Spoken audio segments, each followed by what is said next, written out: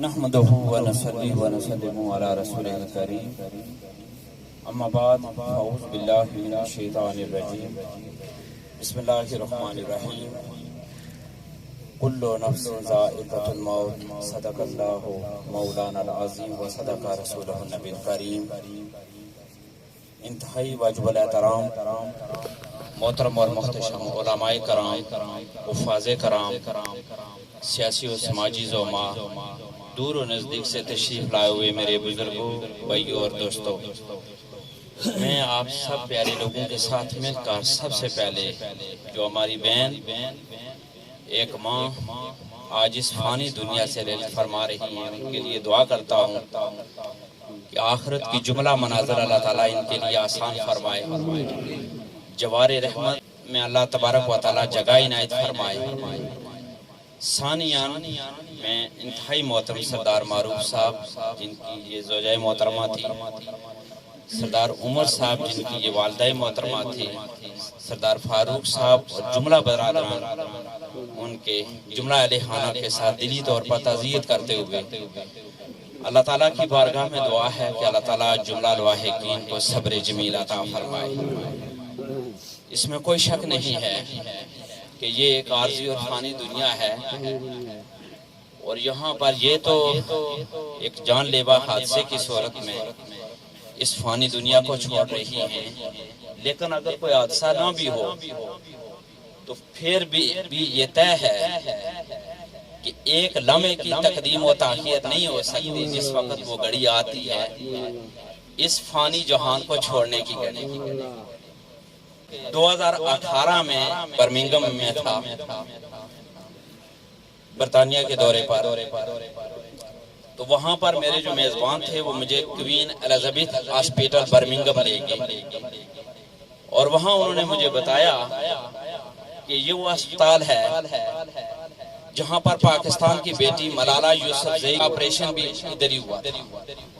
میں نے دیکھا وہ اسپتال مجھے دکھایا گیا، بعد وہ کہنے لگے کہ آپ کیا محسوس کرتے ہیں؟ میں نے انہیں کہا کہ میں بہت اچھا محسوس کرتا ہوں۔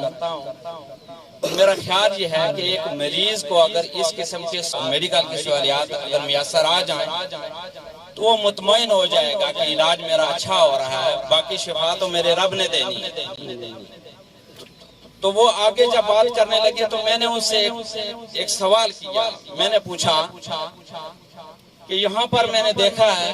بہترین ڈاکٹر ہیں، بہترین اسپتال ہیں، یہاں کی ساری سہولیات ایک طرف، لیکن میں نے برمنگھم، لندن، بریڈفورڈ، لیڈز کی روڈز پر عام طور چلتے ہوئے میں نے کسی بھی 200 سالہ شخص کو نہیں دیکھا۔ 200 سال تو دور کی بات ہے، 100 سال والے کو بھی نہیں دیکھا۔ میں نے انہیں کہا کہ اس کا معنی یہ ہے کہ سہولیات جتنی بھی ہوں، انسان کی حفاظت جتنی بھی ہو، قرآن مجید فرقان حمید نے جو فرما دیا کہ ایک لمحے کی تقدیم و تاخیر نہیں ہو سکتی۔ حضور تاجدار کائنات صلی اللہ علیہ وآلہ وسلم نے ارشاد فرمایا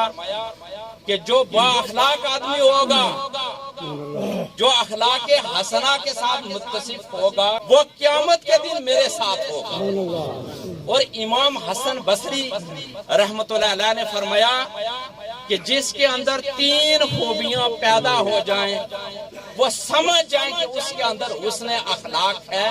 اور اخلاقی خوبیاں اس کے اندر ہیں۔ وہ 3 خوبیوں میں سے پہلی خوبی یہ ہے کہ